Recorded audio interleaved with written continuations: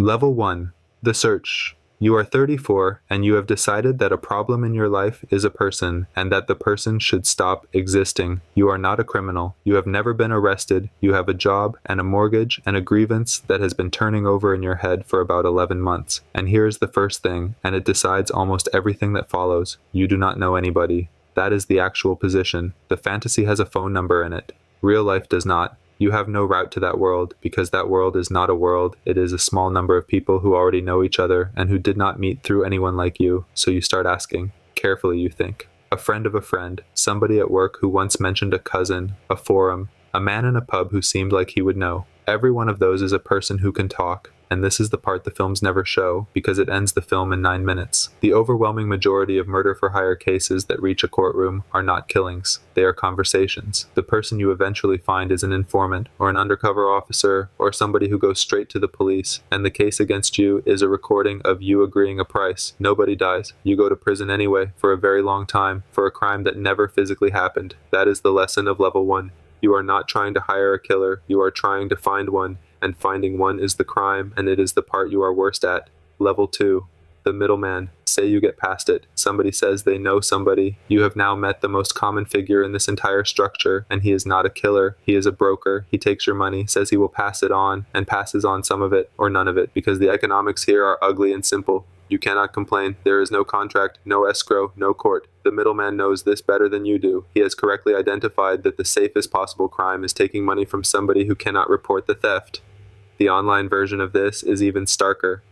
The murder-for-hire sites that surface every few years with their price lists and their escrow have been examined repeatedly by journalists and researchers, and the finding is consistent. They take payment and deliver nothing. Some of them hand the buyer's details to the police. The service being sold is not killing. It is the belief that killing can be bought like a flight. That is the lesson of Level 2. The first person you meet in this economy is almost always a fraud, and the reason the fraud works is that you have deliberately put yourself somewhere with no protection at all. Level 3.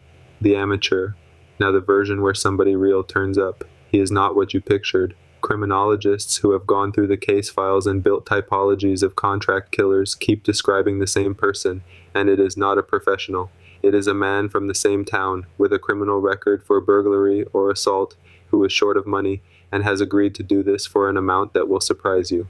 In the British cases researchers have been able to study, the fees are strikingly low. The average sits in the low tens of thousands of pounds. Some are a few thousand. There are documented cases in the low hundreds, and these are the ones that generate the criminal cases, which means they are, definitionally, the ones that failed. He is seen. He uses his own phone. He talks about it afterwards. He does it in daylight in a residential street because he did not think about the hour. He is arrested within a fortnight, and he names the person who paid him within a day of that because he has no loyalty to you at all. He met you last month. That is the lesson of Level 3. The thing you were buying was competence, and competence is exactly the thing not for sale at this level. You have bought a stranger's bad judgment and attached your own name to it. Level 4. The journeyman. Somebody who has done it before and was not caught. He is more careful. He is older. He has a legitimate looking reason to be places. He does not discuss it. He does not boast, and he will not work through a stranger, which is the whole problem, because you are a stranger, and the reason he has not been caught is precisely that he says no to people like you. This is the ceiling for a private individual, and almost nobody reaches it.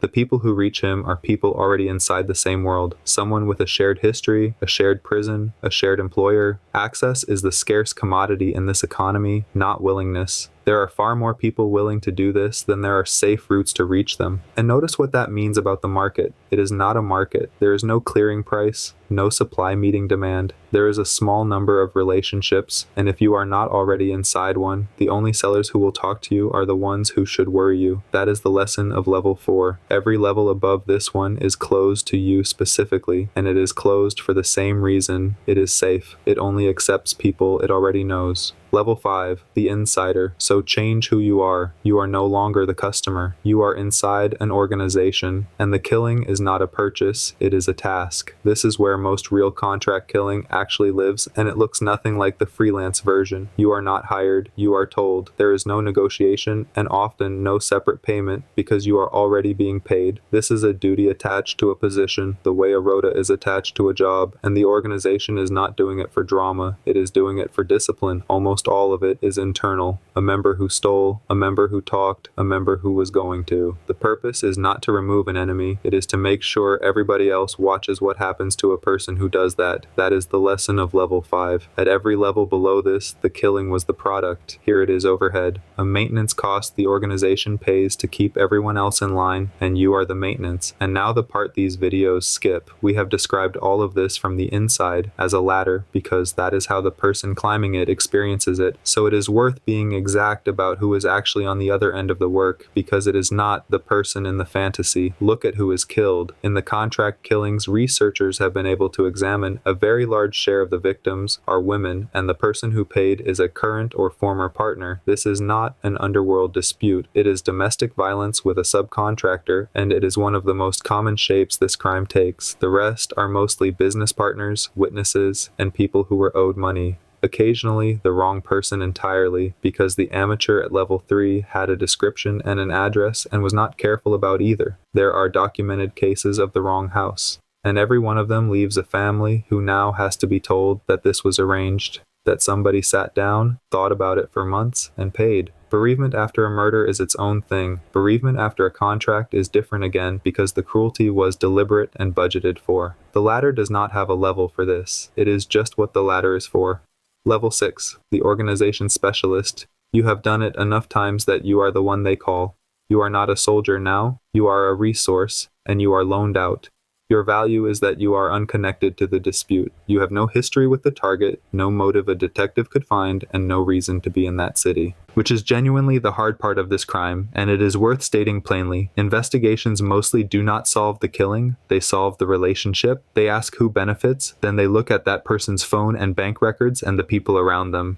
The unconnected outsider defeats that method, and that is the entire professional proposition. But you are only unconnected to the target. You are extremely connected to the people who sent you, and that is a permanent link that grows every time they use you. That is the lesson of level 6. You have made yourself hard to catch through one route and impossible to detach through another, and only one of those two facts is under your control. Level 7, the employed man, late 30s, you are on a retainer, the organization keeps you available, and most of what you do is not violence, it is waiting. You have a legitimate job, a legitimate address, a routine that stands up to a look. You are functionally an employee with an unusual duty and no employment rights whatsoever, and your position has quietly inverted. You now know more than almost anybody about who ordered what and when. Every one of those facts is worth years off somebody else's sentence. So the thing that makes you valuable is also the thing that makes you dangerous, and the organization understands this arithmetic much better than you do. The historical pattern in prosecuted cases is not subtle. People in your position are disproportionately likely to be killed by their own side, and the reason is not betrayal.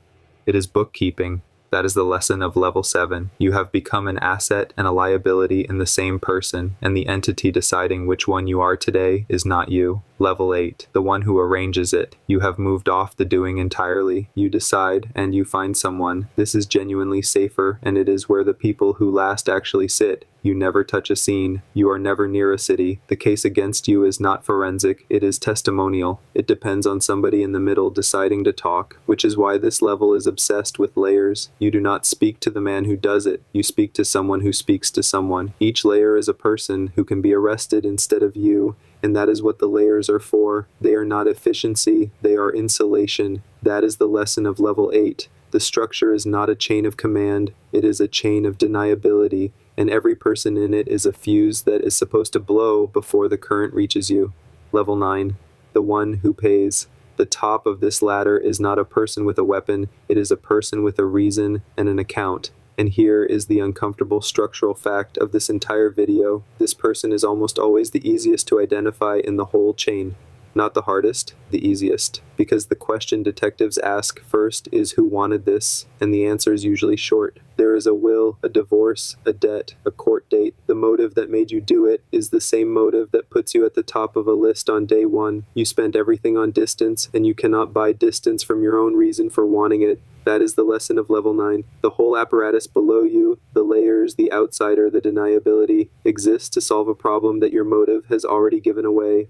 Level 10, what the top actually is. Here's what happens to the people who reach it. Overwhelmingly, prison, and for longer than the person who did it, or ordering a killing is generally treated at least as seriously as committing one, and frequently more so, because it is premeditated by definition. You had months to stop, and you did not. A large share never get near a killing at all, because the person they found was a police officer, and they are serving a decade or more for a conversation. Some are convicted on the word of the person in the middle, who was offered a deal and took it in an afternoon, because there was never anything holding that person to you except money that has already been spent. And a small number are never charged, and that is the version people point at. But look at what that outcome actually is. It is a person who has permanently attached themselves to somebody who can end their life with one interview, and who will be living with that for 30 years, and who has to hope that person never gets arrested for anything else, ever, for any reason. So look back at the 34-year-old with the grievance. He was not stopped by morality, and he was not stopped by difficulty. He was stopped by the fact that the thing he thought he was buying does not exist in the form he imagined it. There is no service. There is no market. There is a very small number of people who are already inside something, a much larger number of frauds and informants, and a legal system that treats the asking as the crime. At the bottom, a man who cannot find anybody. In the middle, an amateur who is arrested in a fortnight and names him immediately. Near the top, an insider who is more likely to be killed by his own side than by the police. And at the very top, the person who paid, who was the first name on the list before anyone was even looking. The latter is real in the sense that the levels exist. It is not real in the sense that anybody climbs it. Almost everyone who tries is standing at the bottom talking to the wrong person, and the honest description of this entire structure is a conversation being recorded. If this changed how you think about the phrase contract killing, share it. Subscribe if you are new here. Every week we take one structure apart from the bottom up and count out what it actually costs to climb.